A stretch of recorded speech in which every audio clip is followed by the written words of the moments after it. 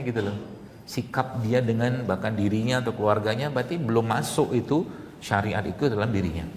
Ya, apalagi wanita. Ibu-ibu tuh wanita ya, perempuan tuh gampang sekali masuk surga. Anda tuh gampang sekali masuk surga. Wallah. Kabar baiknya begitu, tapi gampang juga masuk neraka. Ya. Kata Nabi SAW, apa barang siapa seorang wanita yang menjaga kehormatannya, dia diam duduk di rumah, menjaga harta suaminya dan mengurusi suaminya, ada beberapa poin situ. Simple banget, dan dia tidak perlu mengerjakan. Anda nggak usah sholat duha, sholat tahajud, nggak usah. Cukup itu saja kata Nabi SAW, maka dia bisa masuk dari semua pintu surga dia yang mau.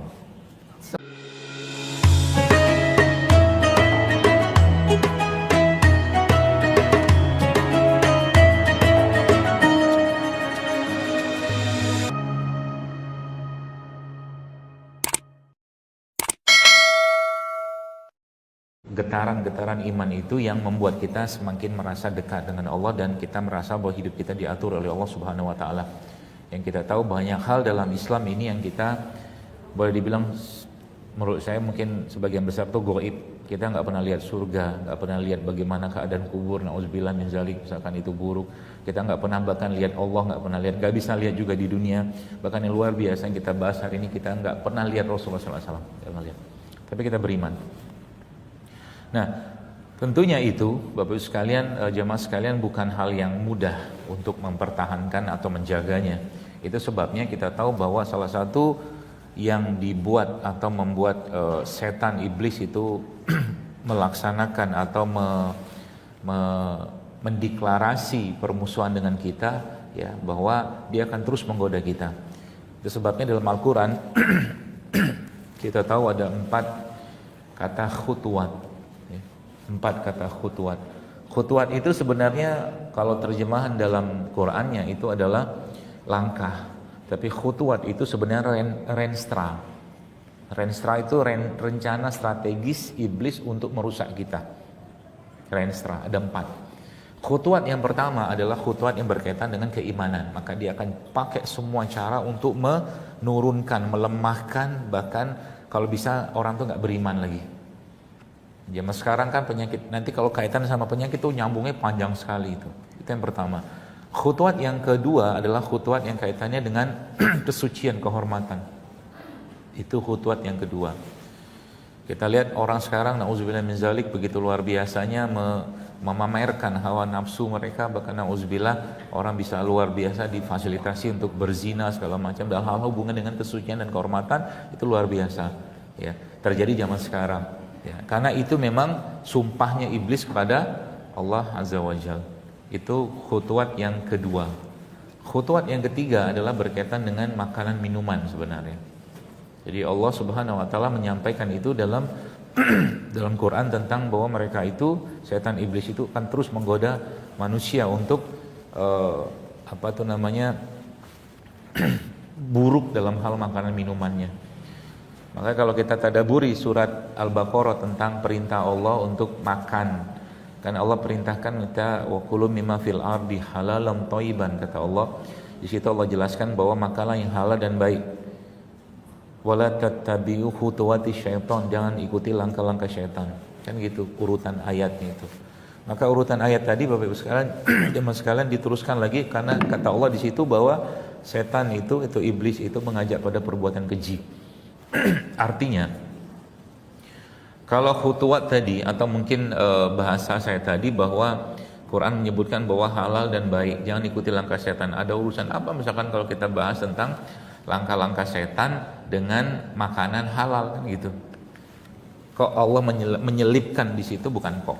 Kalau kita belajar lebih dalam lagi, apa maksud Allah meletakkan kata setan atau iblis itu, setan khususnya, kaitannya dengan makanan? Gitu loh. Kalau kita mau merenung sedikit, itu sebabnya itu jelaskan bahwa karena setan itu, ya, kata Allah di situ mengajak kalian pada perbuatan yang keji. Itu sebabnya jamaah sekalian, kalau 2 hal itu dilanggar, artinya seseorang itu makan dengan makanan yang tidak halal dan dia makanan dengan makanan yang tidak thayyib, artinya besar potensinya dia untuk banyak berinteraksi dengan setan. Paham ya maksudnya? Tadi kan perintah Allah apa? makan halal lagi baik. Kemudian dan jangan ikuti langkah-langkah setan, karena setan itu mengajak pada perbuatan keji, kata Allah kan gitu. Maka kalau yang awalan tadi dilanggar, artinya orang itu tidak mengkonsumsi yang halal, tidak mengkonsumsi yang baik atau toyib, maka otomatis dia akan jatuh pada khutuwatnya setan. Itu poinnya. Makanya berlindunglah kita, mintalah kepada Allah agar kita dijauhkan dari makanan atau rezeki yang tidak halal. Sapi memang halal, ayam memang halal, apalagi ikan semua halal lah, kan seperti itu. Cuman ketika jadi dapatkan dari rezeki yang tidak halal, maka itu akan jadi bahan bakar api neraka dalam tubuh seseorang. Itu ya. Jadi itu akan jadi bahan bakarnya neraka, kata Nabi itu api neraka dalam badannya. Yang kalau mungkin saya terjemahkan dalam bahasa fisik, itu akan membuat dirinya terus-menerus gelisah. Ya, makanya takutlah kita kalau ada rezeki yang kita konsumsi itu tidak halal. Maka Nabi mengajarkan doa, Allah makfini bihalalika an haramika wa qnini bifadlika man siwak, seperti itu. Jadi hal-hal seperti itu jemaah sekalian perlu kita tadabburi. Sebab apa? Sebab nanti kaitannya dengan kehidupan keimanan kita sebenarnya. Saya banyak menemukan orang-orang kadang-kadang tidak paham ya, atau belum paham makosid dari sebuah syariat yang Allah turunkan. Ya, nanti kita akan bahas itu. Sebelum kita bahas tentang bagaimana sosok baginda Nabi kita alaihi salatu wassalam. Jadi jamaah sekalian yang saya hormati, jadi itu khutuwat yang ketiga. Nah, sebelum kita bahas makosid tadi, kemudian khutuwat yang keempat adalah kaitannya dengan perkebunan atau peternakan. Jadi 4 khutuwat. Jadi kalau sekarang Anda lihat perkebunan, peternakan, semuanya rusak sejadi-jadinya, itu masuk di bab ini sebenarnya. Kalau kita makan beras yang penuh dengan pestisida, katakanlah gitu kan. Apalagi, bahkan ikan-ikan yang sekarang banyak diternak pun sudah banyak ikan yang monosek. Gak tahu lagi jantan betinanya. Ikan, saya ada itunya tuh, videonya. Ikan dibuat monoseks supaya dia cepat tumbuh, dia cepat berkembang, dan cepat dipanen, cepat dijual. Itu aja babnya. Duit lagi. Tidak peduli dia dengan urusan bagaimana makanan itu akan mempengaruhi gen. Ya, karakter makanan seseorang itu akan mempengaruhi gen dalam tubuhnya. Ya, jadi kalau dia makan yang haram, yang dilarang sama Allah, maka karakternya akan mengikuti apa yang dia makan. Maka kita kan tidak boleh tuh makan yang bertaring, gigi tajam segala macam, itu kan nggak boleh kita. Ya. Karena apa? Akan mempengaruhi karakter tubuh kita atau genetik tubuh kita. Baik, jamaah sekalian yang saya hormati, jadi itu 4 khutuwat. Nah, kalau di sini Bapak Ibu sekalian kita dalami lagi, maka sebenarnya Allah Subhanahu wa taala sudah sangat jelas memberikan pedoman kepada kita untuk berkehidupan dalam dunia ini. Contoh, kalau Anda yang baca postingan saya beberapa hari lalu tentang 2 hal yang harus dirapikan. Yang pertama kan saya tulis itu adalah rapikan hubungan sama Allah. Itu yang pertama. Yang kedua adalah rapikan hati kita, perasaan kita. Karena zaman sekarang itu sudah overlapnya, kacaunya luar biasa. Nanti detailnya baca di situ. Nah, sehingga Bapak Ibu sekalian, jamaah sekalian, kita akan mulai paham bahwa apa sih yang Allah kehendaki dari syariat ini untuk kita laksanakan? Ya, apa yang Allah kehendaki?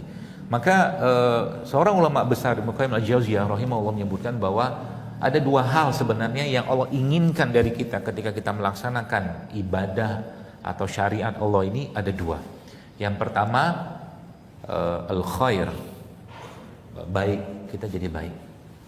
Ya. Baik ini maksudnya gimana? Baik ini maksudnya ya baiklah, dia sebagai istri jadi baik sama suami, suami jadi baik sama dia, anak jadi baik gitu, khair. Harusnya begitu. Jadi kalau ada orang, mohon maaf gitu kan, sholat tahajudnya luar biasa bagus, katakanlah apa lagi, tilawahnya, sedekahnya bagus banget, tapi orang ini nggak ada baik-baiknya gitu loh. Sikap dia dengan bahkan dirinya atau keluarganya berarti belum masuk itu syariat itu dalam dirinya. Ya, apalagi wanita, ibu-ibu tuh, wanita ya, perempuan tuh gampang sekali masuk surga. Anda tuh gampang sekali masuk surga. Wallah. Kabar baiknya begitu, tapi gampang juga masuk neraka. Ya. Kata Nabi SAW apa? Barang siapa seorang wanita yang menjaga kehormatannya, dia diam duduk di rumah, menjaga harta suaminya dan mengurusi suaminya. Dia ada beberapa poin situ. Simple banget. Dan dia tidak perlu mengerjakan. Anda nggak usah sholat duha, sholat tahajud, nggak usah. Cukup itu saja kata Nabi SAW. Maka dia bisa masuk dari semua pintu surga dia yang mau. Semudah itu. Tapi kan setan nggak mau. Nabi bilang apa? Penghuni surga sebagian neraka itu kata Nabi adalah wanita kan gitu kata Nabi. Kan nggak mau dia. Jadi ini jadi suatu itu celahnya di mana? Nah, muncul lagi di situ ternyata ada satu bab atau tema di mana Nabi katakan oleh karena itu wahai para wanita kata Nabi alaihi salatu wasallam perbanyaklah istighfar dan bersedekahlah kalian. Saya waktu ngelihat kalimat itu kadang-kadang saya mikir apa sih masalahnya sampai akhirnya Nabi menyuruh para wanita itu bersedekah. Berarti kan sesuatu kan. Sedekah itu lawannya sebenarnya lawan dari suatu penyakit apa? Bakhil. Bakhil pelit gitu loh. Jadi sedekah itu lawan dari suatu keadaan jiwa yang bakhil. Ya, maka bakhil itu menjadi salah satu penyakit dalam diri bukan hanya wanita saja, tapi laki-laki juga ada bakhil. Ya, maka disuruh diperbaiki bakhil atau dibuang bakhil itu dengan dia memperbanyak sedekah seperti itu. Nah baik Bapak sekalian, jadi Masya Allah ya kalau kita tahu hal-hal seperti tadi maka kita akan mulai introspeksi diri. Sudah lebih baik nggak saya dengan syariat ini, baik sebagai istri, sebagai anak, suami, istri, segala macam lah gitu ya. Itu yang pertama. Yang kedua apa? As-sa'adah. As-sa'adah itu Bapak sekalian maknanya adalah bahagia. Bahagia. Anda harus bahagia. Kata Allah apa dalam surat Thaha itu ma anzalna alaikal qur'ana litasqa. Kami tidak turunkan Quran ini untuk membuatmu itu susah payah dan berkeluh kesah, enggak. Bukan itu tujuan Quran diturunkan. Bukan. Ya. Ma anzalna alaikal qur'ana litasqa. Ya. Thaha itu ayat yang kedua itu. Jadi harus happy, harus bahagia. Ya, sehingga apa? Hidup kita itu menjadi hidup yang setiap hari itu penuh dengan dua hal tadi, dengan syariat yang kita kerjakan. Ada contoh beginilah. Di depan saya ini misalkan ada madu, apalah. Ya madu lah mungkin lah. Anggaplah ini madu. Oh iya. Bunga telang. Contohnya kurang bagus. Apa dia? Ini apa ini? Jagung. Oh, ini buat apa ya? Oh, buat dimakan. Saya kira buat pajangan. Oh, ya udah. Sebutlah ada seseorang, ini lihat bagaimana ilustrasi ini Bapak Ibu jamaah sekalian bisa pakai dalam kehidupan. Sebutlah ada orang suka banget, suka bet kalau mungkin orang bilang, suka bet sama jagung gitu kan. Kalau dia suka bet sama jagung, kira-kira dia makannya pelan-pelan atau cepat-cepat? Pelan-pelan, dia nikmati setiap ini. Iya kan? Pelan-pelan, Masya Allah jagungnya enak, manis betul dengan berbagai macam gaya-gaya kekiniannya. Enak banget nih jagungnya gitu kan. Tuh. Bahagia dia makan jagung.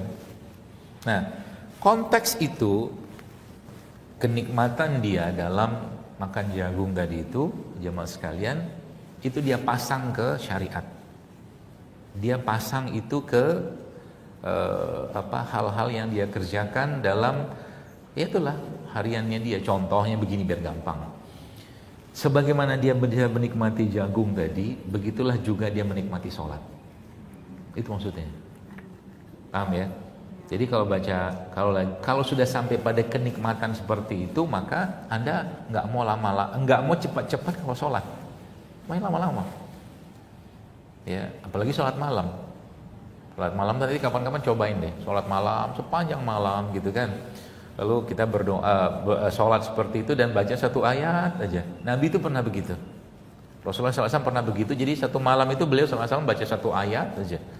Termasuk Aisyah juga pernah disebutkan ketika entah ada masalah apa, salah satu sahabat pernah lewat depan rumahnya Aisyah di Madinah tentunya di Raudhah itu. Terus dia mendengar Aisyah baca sepanjang malam. Qala innama ashku bathi wa huzni ilallah wa alamu minallahi ma la ta'lamun. Itu doanya Nabi Yakub waktu dia merasa sedih luar biasa.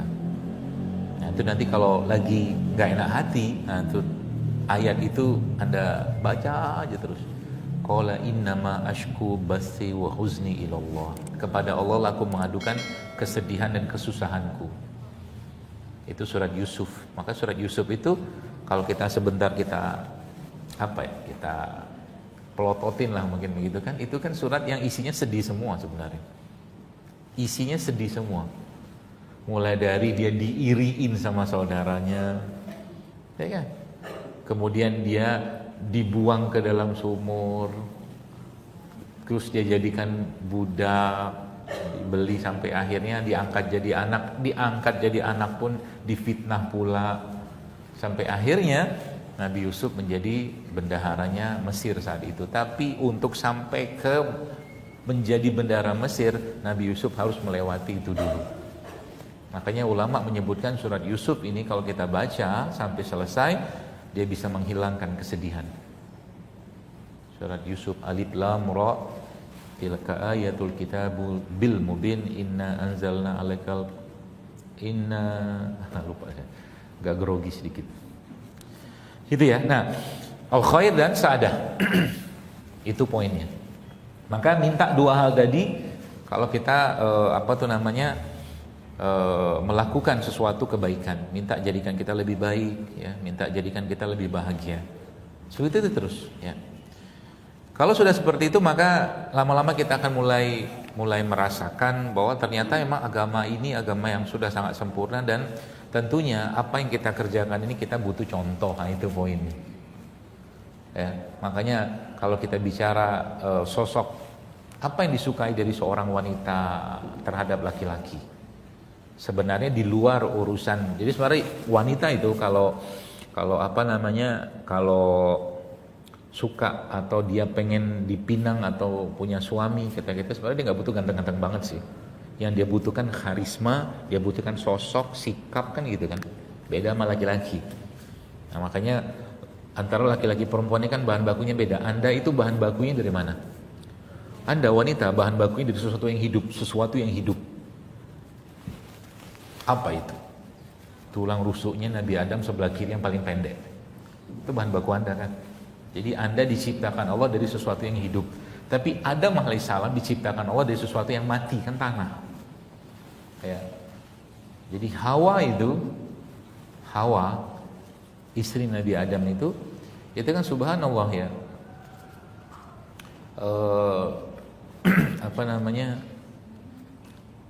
Kisahnya begini.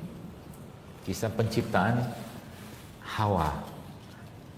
Jadi Hawa itu kan diciptakan Allah dengan tangan Allah sendiri tentunya, dari rusuknya Nabi Adam sebelah kiri yang paling pendek, dalam keadaan Adam tidur.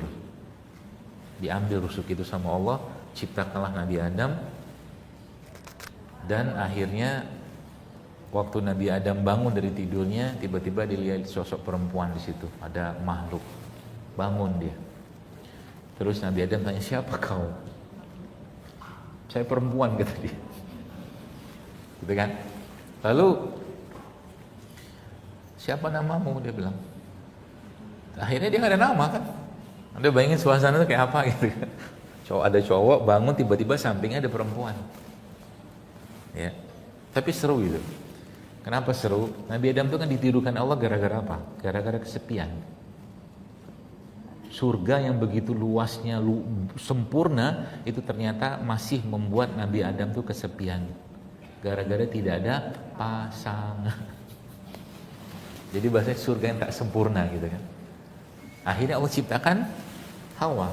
Akhirnya Hawa itu yang memberi nama Adam. Itu. Kenapa Allah ciptakan Nabi Adam? Kenapa Allah ciptakan Hawa itu dalam keadaan Nabi Adam tidur? Itu juga menjadi sebuah perbincangan para ulama. Sebab apa? Laki-laki itu kalau dia disakiti dalam keadaan hidup itu susah hilang sakitnya. Susah hilang sakit. Makanya Allah ciptakan Nabi Hawa itu dalam keadaan Nabi Adam sedang tidak sadar alias tidur. Sehingga nggak kerasa sakitnya diambil tulang rusuk itu, gitulah ilustrasinya. Beda sama perempuan. Perempuan itu makin sakit makin sayang dia. Gak percaya? Anda lahiran anak sakit kan? Makin sayang nggak sama? Makin sayang. Yang menghamili Anda makin Anda sayangi nggak? Makin Anda sayang. Padahal sakit kan? Itu beda karakter. Jadi fitrahnya wanita itu nanti urusannya sama yang hidup-hidup, karena kan dia rusuk. Ya. Kalau fitrahnya laki-laki, sebuah hubungan dengan tanah. Jadi rusaknya pertanahan sekarang itu ulahnya laki-laki. Gitu. Dan itu kan overlapping, makanya jangan langgar fitrahnya. Wanita itu ya kalau dia hidup dalam keadaan sesuai dengan fitrahnya, damai, tentram, nyaman, bahagia aja dia. Ya. Fitrahnya apa ya? Fitrah hidup. Cinta, kasih sayang, ya kelembutan, gitu loh, menghargai, melayani, itu fitrahnya. Kalau dia keluar dari fitrah itu, maka otomatis akan muncul masalah. Masalah pertama dalam hatinya, masalah kedua nanti dalam jasad atau organ-organnya. Itu, ya, maka hiduplah sesuai dengan fitrah. Baik. Nah, Bapak sekalian, tentunya tadi saya sempat singgung sedikit tentang tadi ya, ketika wanita itu ingin menikah dengan seorang laki-laki, ya, maka salah satu emang ada disebutkan itu ya dia pengen yang ganteng gini segala macam. Makanya kalau Anda baca, jadi saya kan tidak akan jelaskan semua tentang sosok Nabi kita SAW karena waktu juga nggak cukup. Tapi maksud saya, apa maksud para ulama menjelaskan Bapak Ibu sekalian sosok Nabi ini sebenarnya? Apa maksudnya? Tujuannya apa? Toh kita juga nggak bisa gambar. Toh juga kita nggak bisa katakan mengilustrasikan, nggak boleh, haram. Maksudnya apa? Sebenarnya gampang sekali. Sekarang Anda yang sudah tidak ada orang tua, sudah meninggal bapak ibunya, Anda ngebayangin saja sudah cukup membuat air mata Anda menetes. Ya kan? Itu yang pertama. Lalu yang kedua apa? Subhanallah Bapak sekalian, tahu kisahnya Nabi Yusuf. Nabi Yusuf itu kan digoda dengan seorang wanita, ya, Zulaikha itu kan. Apa yang membuat akhirnya Nabi Yusuf akhirnya tidak tertarik dengan itu? Itu gara-gara disebutkan dalam beberapa riwayat, Nabi Yusuf itu ingat dengan wajah bapaknya. Wajah bapaknya itu wajah sosok yang soleh, akhirnya membuat Nabi Yusuf makin kuat imannya. Dan dalam kondisi, kalau Anda baca tafsirnya, itu posisi Zulaikha ya menggoda Nabi Yusuf itu perfect sekali untuk sebuah godaan perempuan. Posisinya, gesturnya perfect sekali. Tapi Masya Allah kan, ingat wajah bapaknya, akhirnya Nabi Yusuf nggak jadi. Ya Allah tolong beliau ya. Di situ yang Allah gambarkan dalam surat Yusuf. Jadi fungsi dari tujuan digambarkannya sosok itu sebenarnya yang membuat kita tuh teringat, muncul rasa, dan yang paling penting kalau babnya kaitan dengan iman, dia makin menguatkan iman kita kepada Allah Subhanahu. Itu tujuannya. Kita ngingat tadi bapak ibu kita saja sudah meninggal saja, atau lihat fotonya, lihat videonya, nangis kita. Lihat kebaikannya. Nah, yang kita bahas ini adalah manusia. Kalau Anda lihat Nabi Yusuf itu super ganteng. Super ganteng. Tapi ulama menyebutkan bahwa kegantengan Nabi Yusuf itu hanya 1/4 gantengnya Rasulullah SAW. Hanya 1/4. Saya tadi pagi itu agak deg-degan mau ngomong Nabi SAW ini. Ada deg-degan, saya khawatir nggak kuat. Nggak kuat saya. Ya. Kenapa nggak kuat? Karena kita ya ngebayangin sosok Nabi itu, ya Allah, manusia sempurna dari semua sisi. Sempurna dari semua sisi. Anda mau bahas apa? Sebagai seorang laki-laki sempurna. Kita bahas tentang keinginan katakanlah seorang laki-laki atau perempuan untuk mendapatkan sosok fisik yang sempurna. Itu kesempurnaan itu ada pada Nabi alaihissalam, sempurna fisiknya. Ya, kalau kita baca sedikit beberapa riwayatnya. Disebutkan sebuah riwayat, Abu Raja Qutaibah bin Said memberitahukan kepada kami dari Malik bin Anas, dari Rabi'ah bin Abi Abdurrahman, dari Anas bin Malik, ya, salah satu pembantunya Nabi SAW. Dia mendengar Anas bin Malik berkata Rasulullah SAW itu perawakannya jarbuh, tidak terlalu tinggi dan tidak terlalu pendek, ya, tidak putih sekali kulitnya, juga tidak kecoklatan, rambutnya ikal, tidak terlalu keriting dan tidak pula lurus kaku. Allah mengutusnya sebagai Rasul pada usia 40 tahun. Ya, 40 tahun. Itu usia matang jiwa seseorang. Beliau tinggal di Madinah selama 10 tahun dan di Mekah selama 10 tahun dan di Madinah selama 10 tahun. Allah mewafatkannya pada usia 60 tahunan. Pada kepala dan janggutnya tidak terdapat sampai 20 helai rambut berwarna putih. Itu buat saya keren itu. Sampai akhir Nabi SAW wafat, terus sekalian, uban Nabi itu tidak lebih dari 20. Oke, Anda yang ahli per-agingan, uban itu kan tanda penuaan. Jadi jasadnya Nabi itu dijaga Allah untuk tidak agingnya itu cepat-cepat. Mungkin kalau Nabi itu meninggal SAW pada 63 tahun, itu mungkin kalau kita hitung biological age-nya atau usia biologisnya mungkin nggak 63 itu. Karena cuman tidak ada 20 lembar.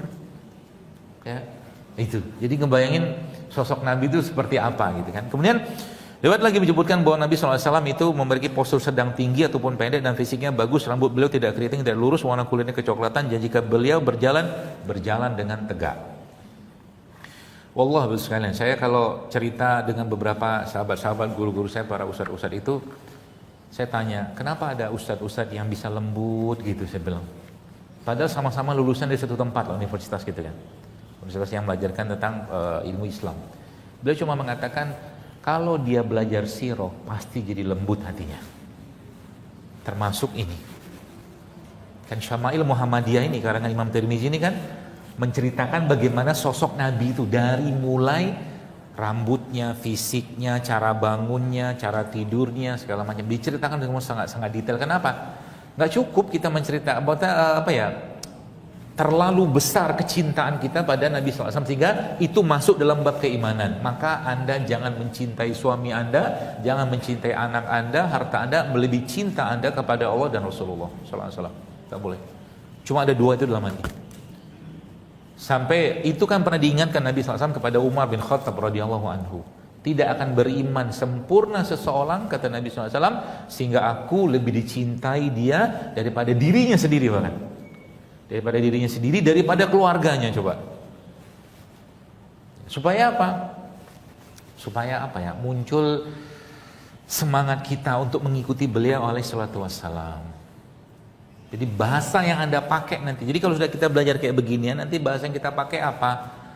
Bahasa yang kaitannya dengan bagaimana sosok Nabi kita alaihi salatu wassalam. Contoh, saya kemarin lihat teman saya waktu dalam sebuah acara, tiba-tiba dia rambutnya panjang. Entah kayak gimana, waktu selesai acara di restoran, habis waktu kita makan itu, saya lihat rambutnya dikepang 4. Cowok dikepang lah, kepang tapi diituin. Dia dikurungkel-kurungkelin gitu. 4 sisi, 2 sini, 2 kanan, 2 kiri. Saya bilang, ini orang iseng banget. Itu ternyata dikerjakan Nabi kalau dalam perjalanan. Mengepang rambut 4 jalur. Coba. Ada semuanya gitu kan. Jadi kalau kita ada yang pernah baca buku namanya Atomic Habits atau Tiny Habits, saya kadang-kadang lihat itu mah buku biasa aja menurut saya. Nabi itu dari pagi, sehari, semalam, 24 jam. Rasulullah SAW itu, Bapak Ibu sekalian, itu punya 340 lebih sunnah sehari semalam. Kita bayangin sempurnanya kayak apa nih manusia ini tuh. Sampai Anas itu aku pernah melihat bulan gitu kan, indah sekali. Tapi saat itu aku memandang juga wajah Nabi SAW, dia katakan jauh lebih indah wajahnya Nabi SAW daripada bulan yang begitu cerah bersinar di malam itu. Akhirnya yang muncul apa Bapak Ibu? Yang muncul adalah kecintaan kita pada beliau SAW. Itu yang paling penting. Ya. Nah, riwayat menyebutkan Rasulullah SAW adalah laki yang berambut ikal, berpostur sedang, badannya bahunya bidang. Ya. Berambut lebat sampai cuping telinga beliau, memakai kain merah. Aku belum pernah melihat orang yang lebih tampan dari beliau, kata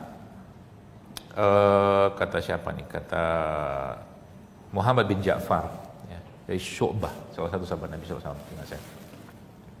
Ada manusia lebih. Jadi di dunia ini kalau ditanya manusia paling tampan siapa? Rasulullah. Manusia paling baik siapa? Nabi SAW. Lelaki paling baik siapa? Nabi. Ayah paling baik siapa? Semuanya perfect. Ya. Sehingga tugas kita sebenarnya ngapain? Nyontoh. Anda bayangkan begini ya, ini contoh nih. Saya akan pasang ini ke kehidupan kita supaya Bapak Ibu jamaah sekalian paham. Misalkan di sini ya, adalah seorang datang ke sini, lalu tiba-tiba orang itu entah laki entah perempuan, apalah entah gila entah nggak tahu lah. Pokoknya datang masuk sini, dia kencing di sini depan saya kencing. Marahlah kita kan, woi kau ini, gitu gila kau, masjid ini segala macam gitu kan ngomong. Maunya kita kalau bisa kita pukul itu orang. Nggak bener ini orang, udah tahu masjid. Nah itu kejadian kan juga sama di zaman Nabi SAW.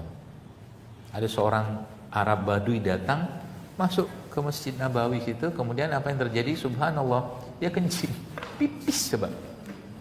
Terus Nabi bilang apa? Biarkan dia, tuntaskan pipisnya. Coba baiknya kayak apa itu ke manusia kan? Di depan manusia paling mulia. Ya. Akhirnya Nabi katakan, Nabi nasihati Umar, ya Rasulullah izinkan aku memenggal kepalanya.